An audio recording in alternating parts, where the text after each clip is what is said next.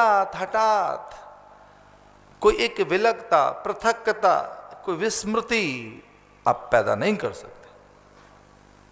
कभी किन्हीं चीजों का विस्मरण आप करना चाहें तो हठात विस्मरण नहीं होगा, बलात् विस्मरण नहीं होगा। आप कहें कि लो हठ में हम याद नहीं करते कोई चीज, तो वो बार बार आएगी।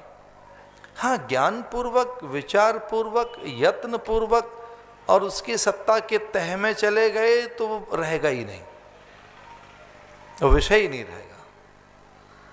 इसलिए महर्षि पतंजलि ने ध्यान के लिए बड़ी सुंदर सी बात कही है, ध्यानम निर्विषम मनः। ध्यान क्या है? विषयातीत अवस्था ध्यान है।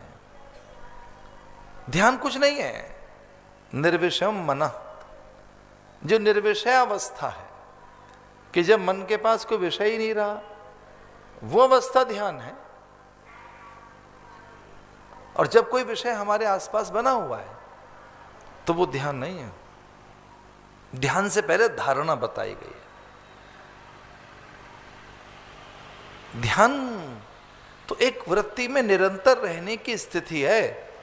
ध्यान वो अवस्था है जिसमें निरंतर एक वृत्ति में आप रहते हैं, एक वृत्ति में निरंतर बने रहना और विषय का फटकना ना हो आपके आसपास, वो ध्यान है। और वृत्तियों का खो जाना समाधि है।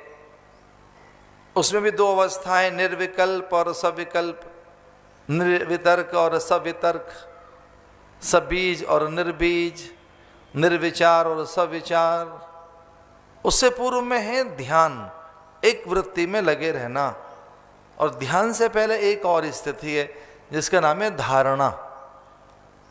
बार बार बार बार एक वृत्ति में लौटकर आना, धारणा।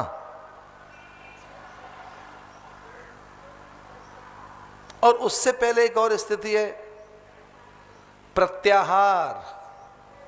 और उससे पहले एक और अवस्था है प्राणायाम।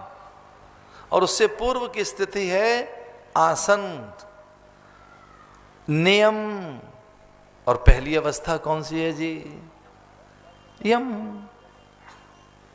आप ध्यान में जाना चाहते हैं, सही ऊर्जा बटोरना चाहते हैं, बड़ी सामर्थ्य के स्वामी बनना चाहते हैं, आप आनंदित होना चाहते हैं।